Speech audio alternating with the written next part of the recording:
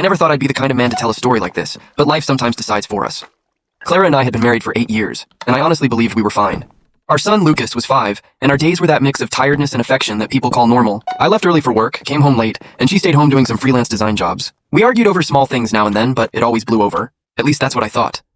Things started changing so quietly that I didn't notice right away. She began going out more, saying she had meetings with clients. She spent longer on her phone, smiling to herself at the screen. When I asked, she'd get irritated like I was stepping into something that wasn't mine. It's just work, Marcos, you're being paranoid, she'd say. And I, fool that I was, believed her. One day I came home early because the system crashed at work and everyone got sent home. I entered quietly and heard her laughing in the bedroom.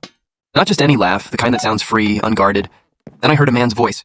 My stomach dropped, but I walked in anyway. She was on a video call with someone, and when she saw me, she hung up immediately. It was a client, she said, forcing a smile, but I already knew. That was the moment the trust began to crack, slowly, like glass under pressure. It took me weeks to be sure. Then a mutual friend sent me a photo of her having dinner with some guy. He said he thought I already knew. That destroyed me quietly. That night I confronted Clara. She cried, denied, then confessed. Said she was confused, that the other man made her feel alive, that our marriage had become routine. I could only say, and what about Lucas? Did you think of him? She stayed silent, staring at the floor. In the following days, she drifted further away. A month later, she asked for a divorce.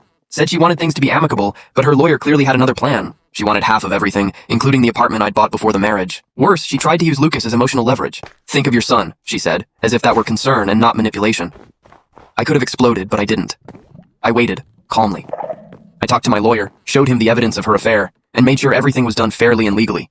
And it was, in the end, she got far less than she expected. I got shared custody, the only thing that truly mattered, and she left with a modest settlement. In the months that followed, I could see her regret. The man she'd left me for walked away, and she tried to keep in touch with me like nothing had happened. Not to reconcile, but to maintain some connection. We could still be friends, she said once. I told her maybe someday, but not now. I was still carrying too much, and I didn't want to live surrounded by lies again. Time went on. Those were hard years full of slow restarts. I learned how to care for Lucas alone on weekends, learned to really cook, learned to like the quiet of the house. Bit by bit, pain turned into memory. Then I met Anna on a work trip. Nothing cinematic, just a casual chat that became something steady. She knew my story and she never tried to fix me. She just stayed, patient. Now looking back, I realize it wasn't the betrayal itself that hurt the most. It was how easily I had believed in a love that was already gone.